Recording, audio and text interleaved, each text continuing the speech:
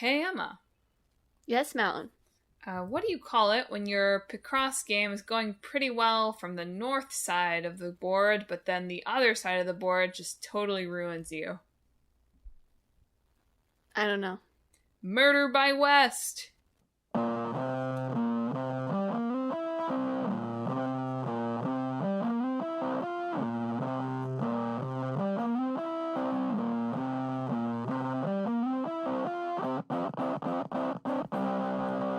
Hello, and welcome to Talk This.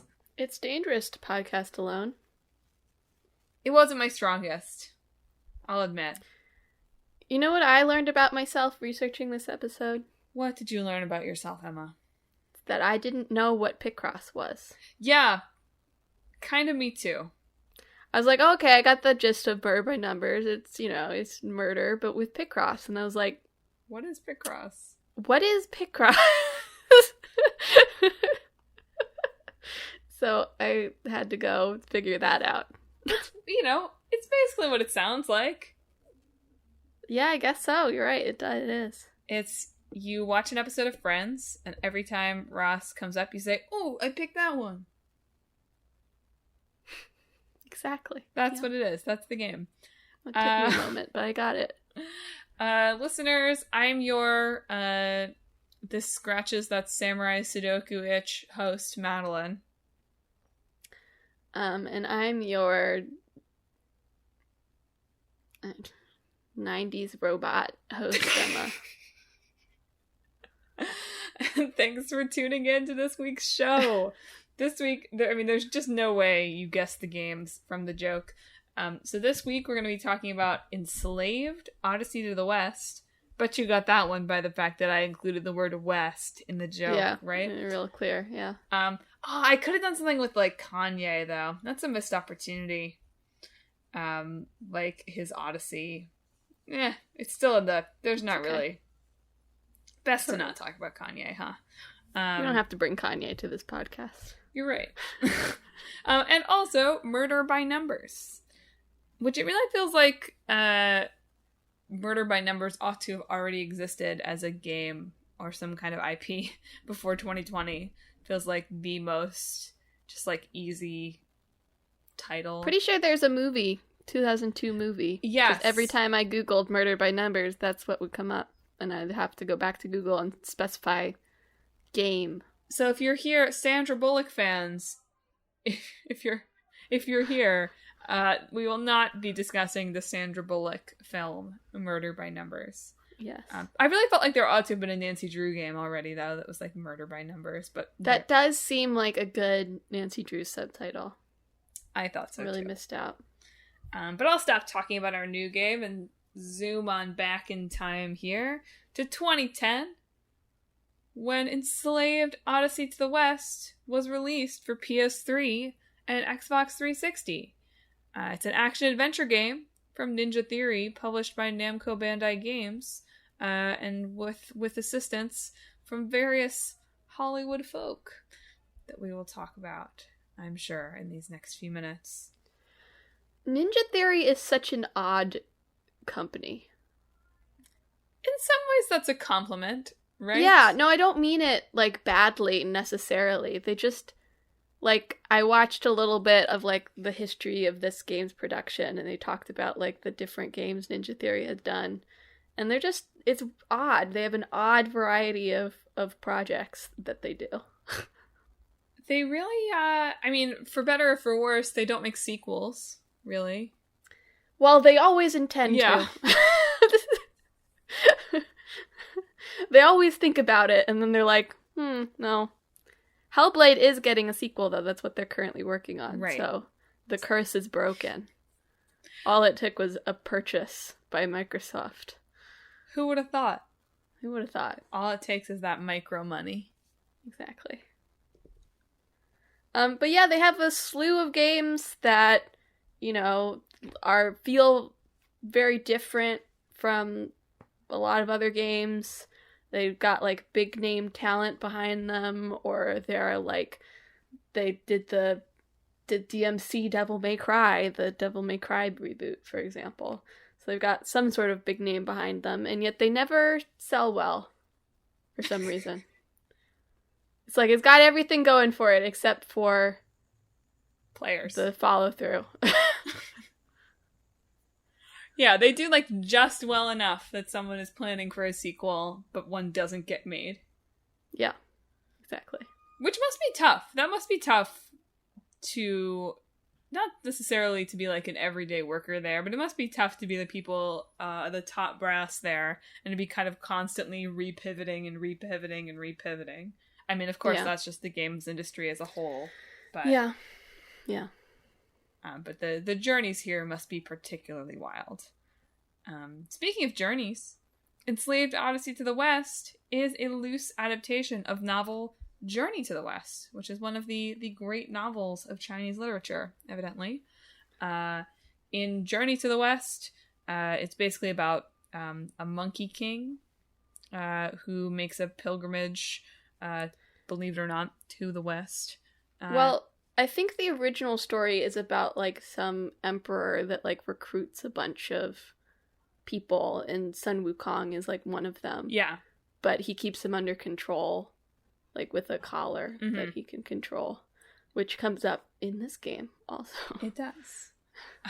So it's a very loose adaptation, but again, it's just another kind of example of, man, what other, like, kind of Western developers are making stories that are based on Chinese literature. And just because, like, one of the people got very into, like, Chinese martial art genre films. Yeah, they were looking at wuxia for when they were developing Heavenly Sword, and he read Journey to the West, apparently, and was like, yeah, that's a game. To be fair, it is. Well, at first they were like, yeah, that's a movie. That's true, yeah. So at first, Enslaved Odyssey to the West, so throughout its process, Hollywood writer Alex Garland attached. I don't know anything Alex Garland has worked on except Ex Machina. Annihilation. Okay, interesting. Yeah. Yeah, I saw that name, I was like, wait, Alex Garland. I've watched those two movies recently, so I was like, that's weird. Why is he doing a video game? But he did. So he was attached to this as a writer, and then eventually, like, he gets a design credit, which to me just reads as like, oh my god, this guy couldn't keep his fingers out of this. Yeah, the video I was watching said that, like, he was writing, but he got into very much, like, how to lay out the levels for, like, dramaticness, I guess.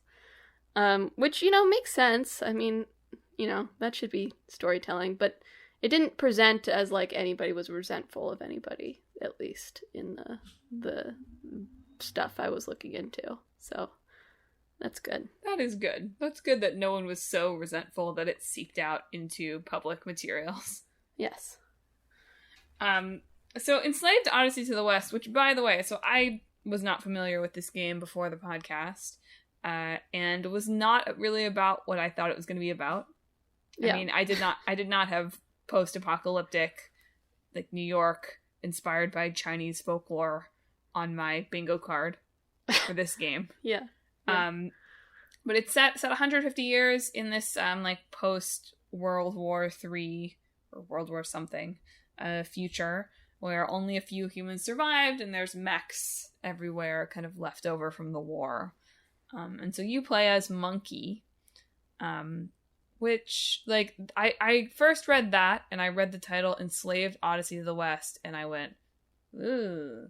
But it's based on the Monkey King from the Chinese folklore. This game, I feel like, would not get this title today. It's not a great title, to be honest. No matter how, it's not even catchy, is the thing.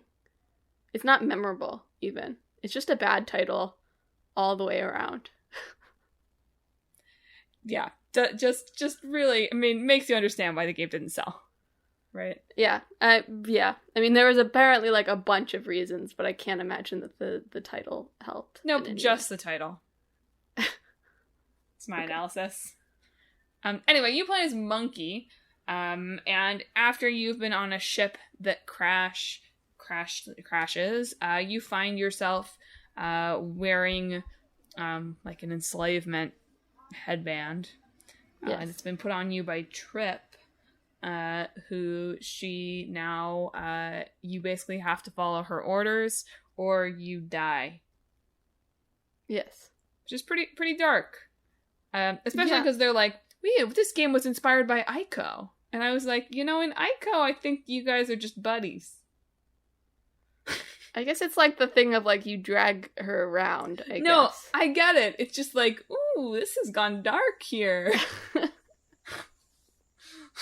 Like, I remember Ico it being kind of nice. Like, you are helping and you are friends. Not, you have a death helmet on and you're gonna die if you say no. Yeah. But that's what it is. Trip has you enslaved, hence the title. And has asked you. I see you using you here, thinking about the player identification episode last time. I am, but I'm interested to talk a little bit about how Andy Serkis talks about that as well. Oh, by the way, Andy Serkis plays Monkey. Yes.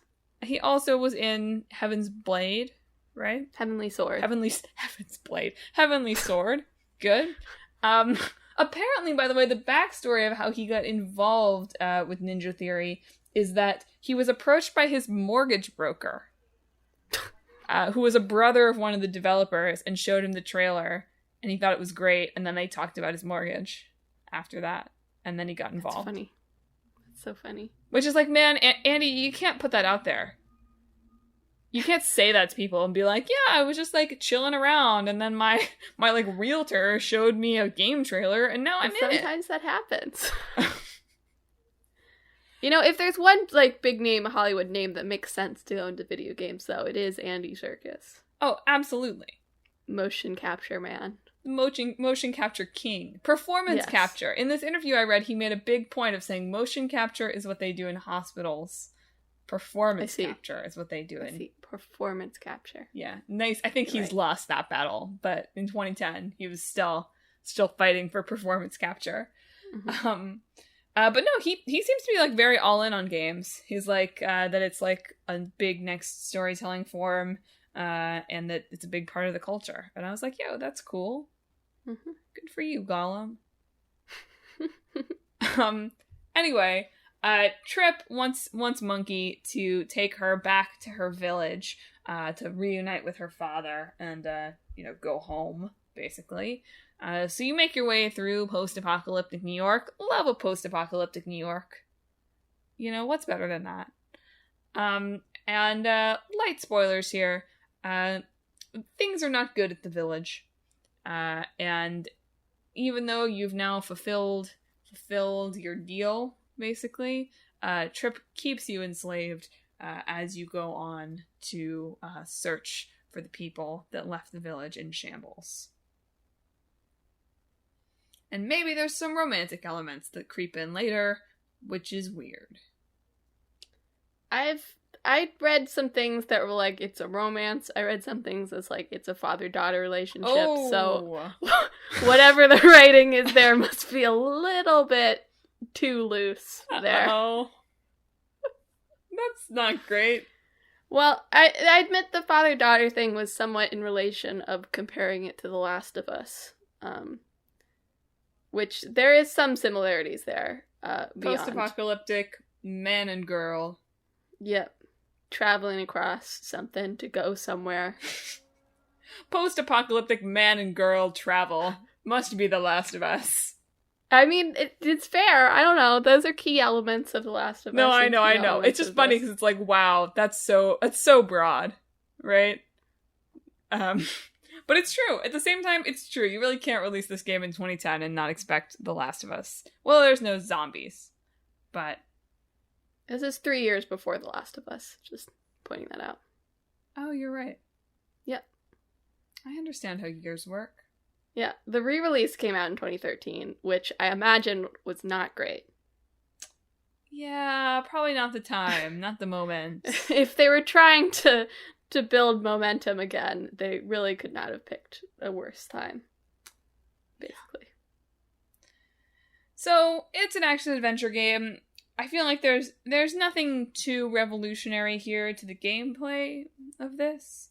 You fight with the staff, so there's close combat, but also shooty things with your staff. And Trip is like, of course, a delicate, weak little girl, but is like the support character here, can scan the environment, do hacking, all the things that support characters in these kinds of games are always experts in. Right. Yeah, there are some lovely tidbits about designing the characters that I'm like, oh, I don't know that people would say that in an interview in 2021. That like, oh, you redesigned the girl character to look more delicate and weak. That's cool. You were like, oh, she's testing like she looks when she has blue hair, she looks too strong. It's true. Like, okay, true. I was just like, oh, okay, like, wow. maybe we would phrase that a little differently now. Blue hair, infamous for making you look tougher than you are. It's true. Now, I get it. There are reasons to make a character look... I get it from, like, in a design conversation context, but yeah, I don't know if you would go to the interview being like, yes, we had a lot of trouble making this girl look weak. There was something in Wikipedia, and then I read it in an article, and I was like, maybe Wikipedia is just kind of like misattributing this. That like they added more scars to Monkey to increase his sex appeal. I was like, yeah, what's sexier? It's true. I don't know. These are all true statements. Emma's just saying. You just say that. People love scars. They do. I assume. They do. You're saying that as a scar haver. You're biased here. You're right. My attractiveness is really upped by the massive scar. No, it's not massive. It's normal sized scar that I have. Emma's really trying to paint a picture here. Now everyone in the audience is like, oh, is like her whole face a scar? Yes. Emma, it's my whole face. Emma looks a lot like Todoroki. No, I don't.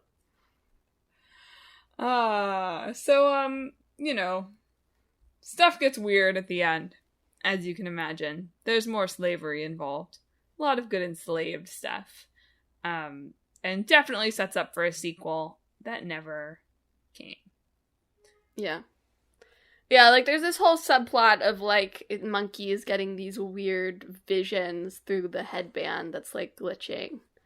And showing him stuff that he shouldn't know or whatever. So that comes up at the end and is very weird and seems to have not been super loved as an ending, to be honest, from the critical feedback that I saw. Well, it's so interesting to me. A little tidbit I read in one of the design interviews is that the script was separate for a while, and then they kind of had to come together to mesh the story and the gameplay. That seems bad to me. I mean, that makes sense why Alex Garland was like, let me look over the design stuff now. Yeah. You know? No, it makes sense. It's just like, ooh, the development process of this game, like, I just feel like if you've decided that something is going to be a movie, and granted, it seems like the movie was going to be made in Unreal Engine, right? And, like, real-time rendered? I don't know. I understand why Hollywood did not bite on this. When did Spirits Within come out? The Final Fantasy movie? Let's find out. I mean, I don't know how that was rendered. I assume it was not in Unreal Engine, but... Spirits Within came out in 2001. See, I guess they thought, well, we've moved past the terrible reaction to Spirits Within. It's been 9 years. When did Advent Children come out?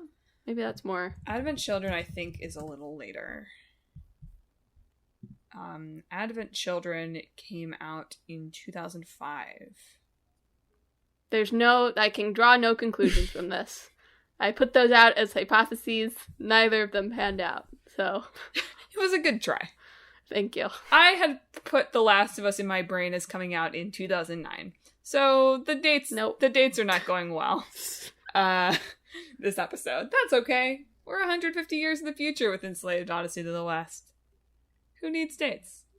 You're right. But yeah, it just feels like a bad idea to me. And you know me. You know I'm obsessed with the medium that stories are told in and fitting the medium, and that's one of my weird things. And I've spent this whole year writing grants to that effect for theater online projects, so I've only been thinking about it more.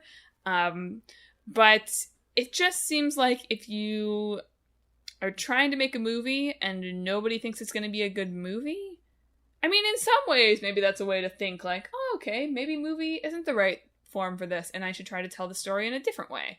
So in that case, the pivot to game makes sense, but I know that that's not the reasoning behind this one. I know it was just, oh, we're a game company, so the movie thing's not going to work, let's make a game.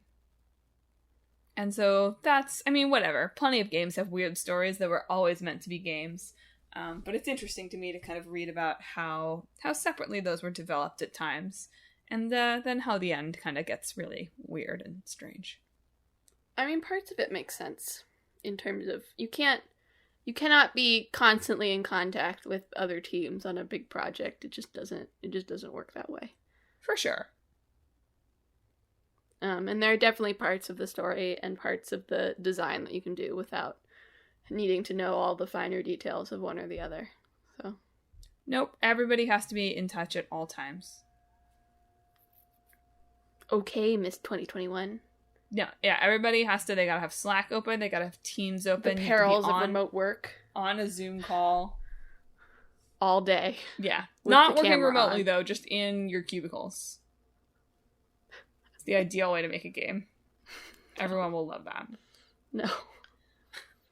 One more thing to throw out here that relates to last week's side quest is Andy Serkis had an interesting quote about kind of, like, he was asked about, oh, you know, is acting in video games as good as acting in film and television? Are the performances as good? Which, one, like, what a 2010 question to ask. I mean, also what a 2021 question to ask from certain media outlets, I'm sure. But, like, yeah.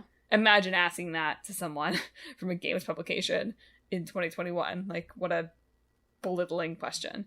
Anyway, you know, he talked about how, so there's a character named Pigsley in the game, and he was like, that performance is going to hold up to any, like, great character acting performance, you know, on the stage or screen, right? But then he said for himself, it's complex when playing the leading character in a first-person game, as you don't want to lead the player too much in one way or another. After all, they are the character too. So Andy Serkis coming down strongly on the side of player identification. Yeah. For Enslaved. Well, this isn't a first-person game. Well, I know, but still. I think he was talking about Heavenly Sword. I almost said Heaven's Blade again because it sounds like Hellblade. I don't think that's not a first-person game either. I don't think Ninja Theory's ever made a first-person game. He must just be talking in general. Yeah, I think maybe he just doesn't understand what first-person games are. That's a possibility also. Maybe he's using first-person, like, you play as this character. Yeah. So yeah, I thought that was interesting. I was like, oh man, like, this is a guy who often gives these kind of, I mean, whatever, over-the-top performances, right? Nuanced. This is not me being like, Andy Serkis is a bad actor or anything like that. Obviously, that's not true. He's probably the great actor of our time, right? To be honest. Yeah. I mean, part of the reason he gives such over-the-top performances is because, especially in your motion-capped roles, if you're doing voice acting, it's just sort of necessary. Yeah. Right? Which is why when a lot of times you bring, like, big-name Hollywood actors to do voice acting, maybe they're not as good as voice actors because they're used to being able to act with their face. And you can't, so it comes out very flat in some instances. And that's why you should stick with voice actors. Unless you're hiring Andy Serkis. Yeah. Then you should audition your big Hollywood names the same as any other voice actor. How about that? LOL. As if the big Hollywood names will do an audition. Nice try, Emma. Nice try. Do you think we'll ever see an Enslaved Odyssey to the West sequel? They have been very down on it in any interviews that I've seen in terms of not being enthused or optimistic about it. So what you're saying is I need to try to sell Andy Serkis a house so that I can pitch him on it. Is that what you're saying? Exactly. No, and they've been working on this Hellblade sequel for a while now, so who knows when that'll come out. And they've got all this Microsoft money, so, they can probably do whatever they want within reason. Within Microsoft reason. So, we'll see, I guess. Well, are you ready to talk about our lack of knowledge of Picross? I'm ready. So it's Murder by Numbers time. Once again, sorry to disappoint the Sandy Bullock fans. Not the movie. No connection to the movie of the same title. Instead, it's a March 2020 game from Mediatonic for Switch and Windows, and more recently for Stadia. Mediatonic pre-Fall Guys. So, yeah. Pre the explosion that was Fall Guys. Dead game Fall Guys. Just kidding. Yeah, the review I watched kept referring to them as, like, the company that worked on the international release of Hatoful Boyfriend, so definitely pre-Fall Guys. Yeah, 2020, big year for Mediatonic, evidently. Hatoful Boyfriend, by the way, is the pigeon dating sim. Yeah, no, I know. Okay, just for anyone who wasn't sure. Oh, I'm sorry, listeners. Yes, thank you, Emma, for that piece of added context. You're welcome. So Murder by Numbers, as literally every review describes it, is Ace Attorney meets Picross. Did you play either of these games, by the way? I did play about an hour of Murder by Numbers, and this is going to be a danger for me. Why is it a danger for you? So, as discussed, right, neither Emma or I really knew what Picross was, despite, like, I see people talk about it on social media all the time, like, playing Picross. And I was like, oh yeah, Picross. I know what that is. I felt like I knew what it was, right, until I thought about it. And then I was like, I think I was thinking of Sudoku. Yeah. Well, it's a lot like Sudoku in terms of the kinds of parts of the brain you are using. I guess so, yeah. So in Picross, technically, Picross is the, like, copyrighted, trademarked name, right? It's a nonogram puzzle, is the generic. So you have a grid of squares. It's not Sudoku, though.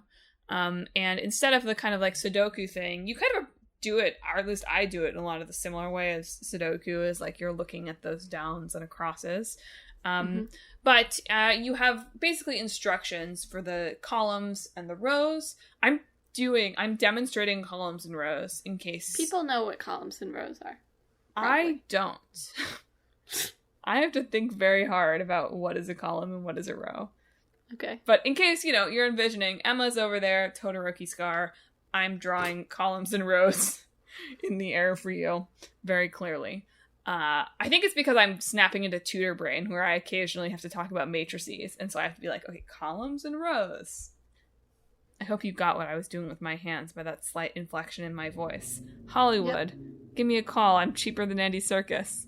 Anyway, so each of those columns and rows has a set of instructions for how the boxes are going to be colored in. So you can have boxes that are filled or boxes that are not filled. And so it'll be like, for example, it'll say 3. And so you'll have to figure out, okay, that means that there are 3 boxes in a row in that column that are filled in. Or it might say 2, 1. And that means there's a set of 2 together, and then there's a single 1 in that row. And so you need to figure out how to fill in those boxes so that you satisfy all of those rules for the row by column. And when you do, you're rewarded with a little piece of pixel art that doesn't look anything like what it's supposed to be. Yes. And that's Picross. In this case, I assume it looks like that because the robot is looking at it. That's a good justification. Because that's the justification for the Picross puzzles in the first place, right? Yeah. So in this game, the main character, I was about to say you play as, but the main character, respecting last week's podcast, is TV detective turned real life detective. Oh my gosh. Honor. I deleted the name. Honor. and her confused, sort of amnesiac new robot pal, Scout. And Honor has just been fired from her, successful television career. She plays the detective, but I think must be the secondary character in the show, Murder Miss Terry. That's right, the other character's name is Miss Terry. So you know it's going to be my kind of game. Yeah. So she gets fired. She meets this robot at random in the parking lot. She goes back into the office to pick up one last thing she forgot and discovers that her boss has been murdered. Oh no. This is only spoilers for 5 minutes into the game, by the way. This is not a secret. You don't get attached to the boss or anything like that first. So, and so then you're sort of thrust into trying to solve this murder, clear your name, etc., with the help of Scout, who is able to scan the environment and via Picross kind of put its visual processors back together. Yeah. And learn This is set in 1996, by the way, so Scout is very temporally incongruous. Yes. Definitely. So basically it's just you're alternating between, the way you look for evidence or look for things to do in the environment is by scanning the environment and then doing a little round of Picross. And in between that, you do the usual detective sim kind of things of interrogating people around you and presenting them with the right pieces of evidence to trigger new things, that sort of fun stuff. Yes, it really, when they say it's Ace Attorney meets Picross, it's not even just a tagline, it just, that's sort of what it is. I want to throw out there that had we done an episode that was Ace Attorney and Picross, and we had come up with this mashup, we would have been like, well, this is kind of dumb, though. These don't connect at all. Yeah, I was like, this is sure an uncreative mashup, I feel like is what we would have said. Yeah, I would have been like, really? We can't come up with anything better than this? But then we'd have been like, but Picross is so simple. What could we do? And that's why framing is important. It works because they framed it in a way that it works, right? But I don't think we would come up with, 90s TV actress meets robot, Yeah. Well, in some ways I think it really works. I mean, not because it's obvious to say, oh, of course, yes, the kind of gamer that likes Ace Attorney is also into puzzle games like Picross. Not to say that, right? But this kind of mashup does check a box that people didn't know they had for that subset of people, which, is, when I say that, it's okay, how many of those people are there? But probably more than you would think, right? Mm-hmm. Especially, certainly in the game reviewer community anyway, probably more than you would think. Yeah. But it makes sense. Not to be like, oh, people who love Halo can't love Picross, right? Yeah. But there's definitely a sort of nerdy person who would be drawn to both of these types of games. And I say that as that person. But how long until I, in my, investigation, find someone who's a fall guy? Hey. So funny. They have brought a Scout skin to Fall Guys. That's cute. Yeah. For the 1 year anniversary of the game. Murder by Numbers, not Fall Guys. So Murder by Numbers got what to me seemed like surprisingly good reviews. Yeah. I don't know, this just didn't feel like a game that would have gotten a lot of reviews. I don't know. Sometimes we have new games that's oh, it's hard to find too much on this. Well, it was getting all of its advertising during the time when everybody was watching all the digital shows that everyone was doing, right? Mm-hmm. So I feel like it's a game that benefited from that, because I remember seeing it 5 times at different presentations, because it was the time in which everyone was there's no physical shows. What if we all started digital shows? Yeah. And I watched them all because I'm a sucker. And I saw this at more than a few.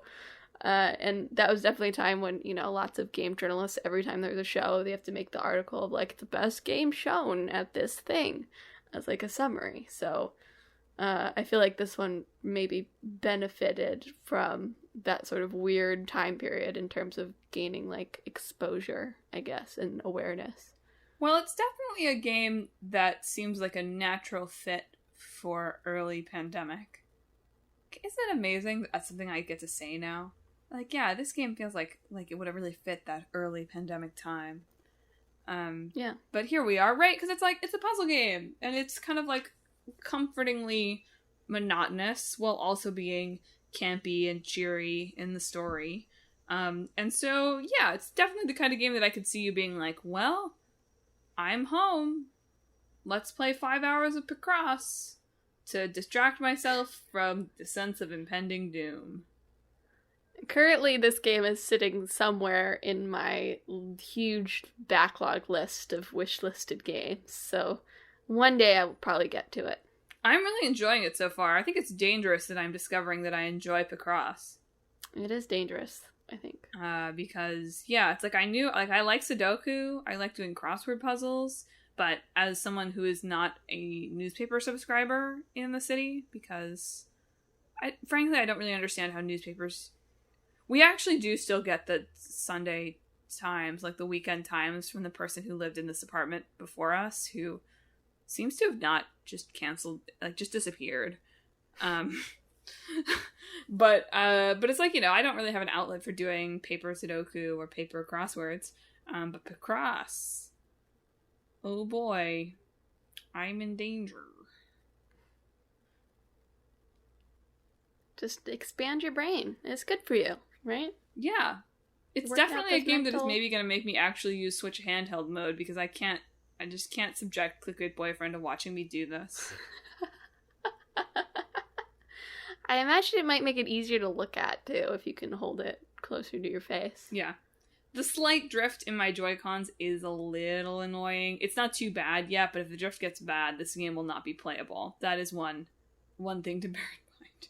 That is unfortunate. It's interesting how I did find it interesting in the reviews that I feel like all of the reviewers kind of celebrated the fact that there's an easy hint system. Like there's a very generous hint system.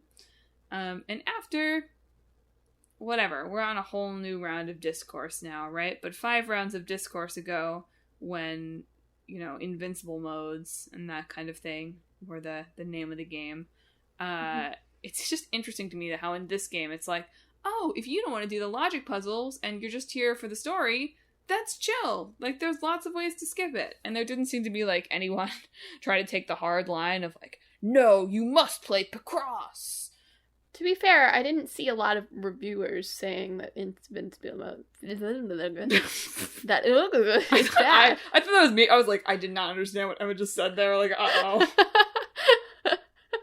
Yeah, it's the new concept of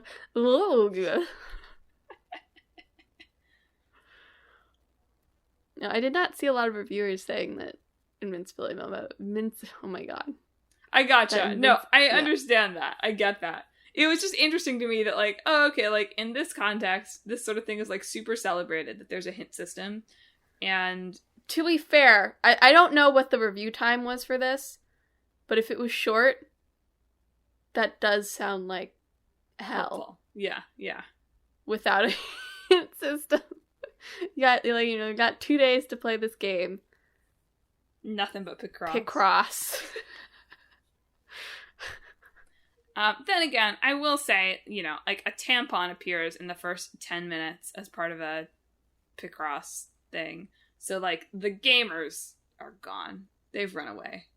You're right. There's nothing scarier than a tampon. There was some interesting... I feel like Mediatonic often... Well, I say often. I've read these for 2 of their games now, but whatever. For this game and Fall Guys, they have some interesting interviews with the developers. And so they had one interesting blog that was about the person who designed the nonograms, the Picross, who was like, I'd never done this before. It was really hard. Also, only one time did I make one that accidentally looked like a penis. It's like, you bet, I guess that's probably a rite of passage. That must be weird, yeah. Like, if you have to learn how to make, like, a crossword puzzle, or a Sudoku puzzle, or a Picross puzzle for a game. Like, they're just like, this is gonna be in it. You better figure it out. Well, that is kind of what she said. She was like, that is kind of what the designer said. That, like, there was just, like, a list, given of, like, things that were gonna be in the game. And it was like, oh, for some of those, I was like, how am I gonna do this? But eventually figured it out. But yeah, it's like, I feel like it's double hard with Picross, because it's like, not only do you have to make a puzzle that's solvable, but that puzzle has to sort of at least look like something. Yeah. And of course you have color to help out, and that does a lot of the heavy lifting. But still, seems like I was like, oh yeah, that does seem really, really hard. I also liked this quote from Ed Fear, which, by the way, what a name. Ed Fear? Very good. Ed Fear is, like, should be the protagonist of, like, Enslaved Journey to the West. Like, that's a name, right? Anyway, in reference to, like, well, he says, it was just something that just happened. None of us ever sat down and were like, we're gonna make a game that's very gay. It's just more of a case that we had very little oversight. Nobody was really watching what we were doing. Aside from the very beginning, we never had to present our settings or character ideas for approval. I think it's partly because I've worked at Mediatonic for a long time, and they understand me, they know what I'm like, and they were just like, we trust you to do this, and to do it right. But I like that. I like that when no one's watching, the game just becomes very gay. I think that's how it works, yeah. It's true. The less people watching you, the gayer your game can be. He also talked in this interview about kind of like how his guiding principle of the game was he wanted to make something that he'd want to play when he was feeling down. Which I was like, dang, yeah, like kind of a campy but also very methodical game. That is absolutely kind of what I need when I'm feeling down. Of just like, yep, I can make some progress in this and do good, and also there's a kind of a silly story. And like, he talked about this specifically as like he got to hear a lot of people say it helped them through lockdown, which was like his best possible. Well, I don't know. I'm sure that's not the best possible feedback. Contextually, the best possible feedback. How about that? Yeah. I'm sure if it was 3 years ago, that wouldn't be like, I want to hear that it helped someone through lockdown. That's my dream. That's feedback. my dream. That the world locks down and my game. You know what, though? You wonder if somebody at Nintendo had thought, like, they were like, you know what? It would really be helpful if people were home more to play Animal Crossing. We're not saying that Nintendo caused this coronavirus. I just want to put that out there. Nintendo ninjas, we're sorry. Well. Ready to mash up? Yep. It's an action-adventure game, but with Picross. Can you imagine? Who would that appeal to? Can you imagine Me. You're playing, like, Tomb Raider, and then, like, every, like, 15 minutes you come to, like, the wall of a tomb, and it's another Picross puzzle? I do actually, I'm on one hand, I'm like, that's cool, but then I think of when I'm playing Skyrim, and every once in a while, Skyrim has these dumb freaking, like, it's hard to even call them puzzles, but these, like, dumb puzzles where to get through the door, you have to, like, match the animal spinny things to something in the room. You know, I do wonder, because I used Tomb Raider example, and, like, those kinds of games always have, like, pushing puzzles, or, like, physics puzzle type things, and I know lots of people think those are silly, or, like, half-baked, or wasted time, and I wonder if you were like, okay, would you rather have that or Picross? How many people would say one or the other? Well, most of the people would say, I think I know what Picross is, but what is it? Okay, like Sudoku then. Like, how many of those people actually want a more challenging puzzle? How many of those people just want to get on with the shooting things? It does feel like, though, to me it feels like sometimes, I guess the puzzle is probably being used as a pacing device, right? But yes. I find the kind of just like dumb puzzles that are just there for the sake of being a puzzle frustrating. Not frustrating that they are hard, just frustrating in that it's like, oh my god, like I know how to do this. Please don't make me push 10 boulders. Yeah. AAA games are still figuring out like how to break pacing without, like, it's either a puzzle or just like a random combat situation, you know? Yeah. So in that case, I appreciate that they've added puzzles to their repertoire, so it's not just another random combat situation to make the player, you know, engage again. Yeah.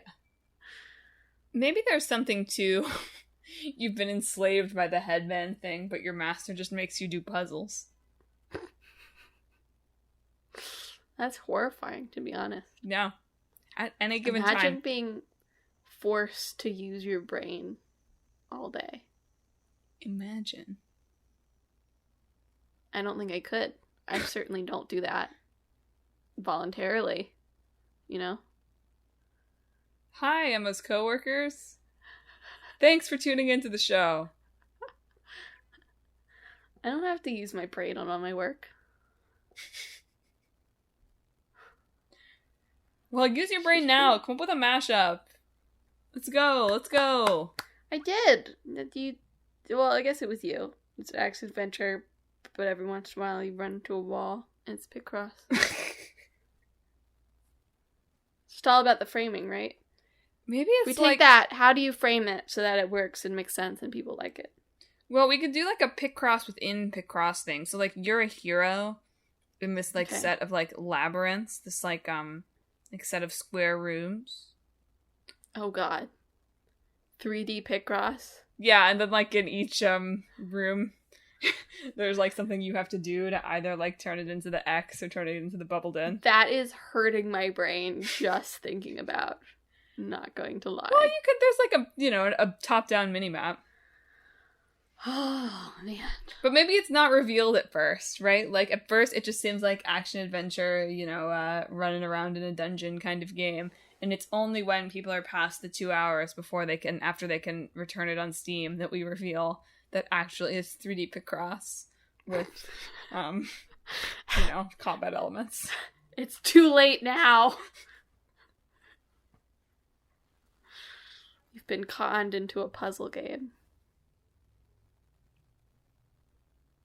That's pretty weak, though. There's a lot of story to Enslaved, and that game has no story other than you've been trapped in a Picross grid. Well, that's why I was asking you for framing, you know? What is the framing that makes this interesting? I don't know. You have to be like a Nathan Drake type, right? Or like an Indiana Jones type, if we're gonna throw it back to film. You have to be a character, like, you can't really be like Monkey. Well, unless we're gonna have two characters, which maybe we do. Maybe we need a Brains and a Brawn character in this. Both of these do sort of have that, don't they? So, not necessarily Brains and Brawn, but like your robot partners, like your we do have like a robot partner. Okay, so that's gotta be what it is. So we have a Brawn character who's gonna do the action adventure portion, and the Brains character that's gonna, be the one that's doing the whatever the context for the Picross is that we're gonna come up with here, and it's gonna be genius. Okay. So we have to decide whether we're investigating something ancient, I think, or whether we're investigating, like, on another world, right? Because the idea of the Picross is going to be that it's, like, the language of that thing, and we have to decode it, I think. I think we should go for ancient, just because there's no, in the interest of the mashup, there's no, like, outer-worldy stuff, I think. Sounds good. So we're investigating the ruins of an ancient civilization with the hopes of finding something that's going to be pivotal for saving the world. I don't necessarily want to make it The Last of Us, but it could be that we're looking for something. Well, I don't necessarily want it to be about a pandemic. You know what? Let's not make it a pandemic game. I take it back. Okay. We're instead looking for, it can be a climate catastrophe game instead. We have to get into this temple before climate change makes it inaccessible, because inside there's a magical mineral that will clean all of the air and the oceans and save humanity. Oh man, if only. You know what? If only we could all get good enough at Picross, maybe there would be a chance. Turn those brains big. So you, along with your robot companion, are exploring this temple, and so, like, you have to fight through... Man, what are you fighting? Uh-oh. Like, the reanimated undead, I guess. Okay. Or there's robot things in there. Maybe we're gonna fight robots. There's, like, mysterious ancient robots. Sure, I love ancient robots. Yeah. And so we get in there after solving Picross and fighting. We get down to the bottom, and then you have to do 3D Picross as the final boss, where there's, like, a fighting Picross combo, basically. And then it's revealed that I need the robot to, like, turn on you, right, to get the, like, enslaved thing of this here. That the robot takes it for itself and only agrees. Like, the robot is either gonna destroy it or it'll take it up to the surface, but only if the humans, like the robots, are gonna become the overlords, because humans have proven that they can't steward the planet. And then I don't know how to end it, though. One of those two ways. You get to get your final decision that you must answer through Picross. You either have to build a Picross that's yes or no. It has two solutions. Yeah, I get a designer to torture themselves over that.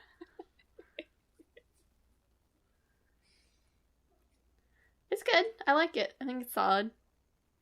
I feel like it has enough of that kind of, like, 2010s action-adventure game vibe. Yeah. To it. Yeah. So look for this. Look for this coming to Switch, Steam, and Stadia soon. Especially Stadia. Stadia exclusive. Well, listeners, thanks for tuning in for another episode of Talk This. It's dangerous to podcast alone. If you enjoyed this show, you should check us out on social media. We are on Facebook, Twitter, Instagram, and YouTube at Talk This Podcast. You should also check out our website, www.talkthispodcast.com, where you can read all about the show, check out the games that are in the hat that Emma's about to pull from, and also check out our blog featuring long-running series Clickbait Boyfriend and Split Screen. There is a new Split Screen up as of a couple days ago. There's 2 split screens up as of today.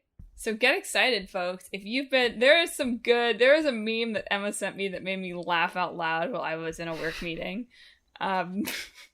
So there's good stuff in split screen. You should check it out this time. Not that has anything to do with Murder by Numbers or Enslaved, Odyssey to the West, but still fun. But what does have to do with video games is that you should subscribe to the show. We are on Apple Podcasts, Google Podcasts, Stitcher, TuneIn, Spotify, Pandora Podcasts, online and on the app, Overcast, Pocket Cast, anywhere that you can find podcasts. You can find Talk This. So make sure you subscribe so you never miss an episode on Sundays, noon Eastern. And hey, leave a rating and review while you're there if you're so inclined, because we love that stuff. Next week is Emma's turn at a side quest. I know you floated a potential idea at some point, but have you thought about what your topic's gonna be? Well, yeah. Sort of inspired by the current discourse, but I don't want to talk about it because I think it's mostly silly. But I kind of want to talk about, we've talked about accessibility, but mostly in the context of, like, physical ability. So I kind of want to talk about, like, what, like, emotional accessibility would mean, or psychological accessibility. I'm sure there's an actual phrase for it, which we will learn for the side quest. Yeah.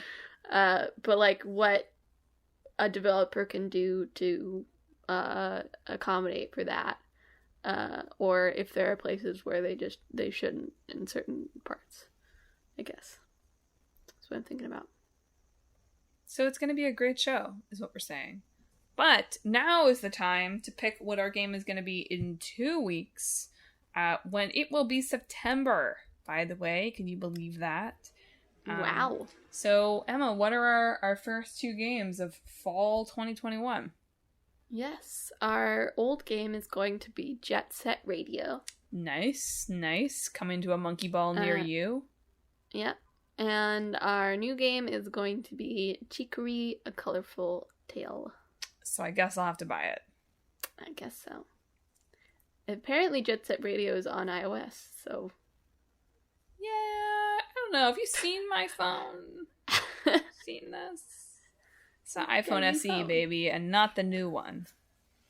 Get a new phone. This is a phone that I when I got my coronavirus vaccine, I showed it to the guy because I had to show my check-in thing, and he said, "How old is this phone? What kind of iPhone is this?" And I was like, "Dude, I'm just here to get some antibodies. Like, leave me alone." Children. I don't know how old this guy was, but he's a child at heart. The person next to me was like, "I have an iPhone 4." And I was like, "Thank you, senior citizen. I appreciate you." Anyway, listeners, thanks for listening. As always, we love to spend time in your earbuds every week. And Emma, do you want to sign off? This week, I hope that you... Nope. I don't have anything. This week, I hope that your dot pictures are of something pleasant and recognizable.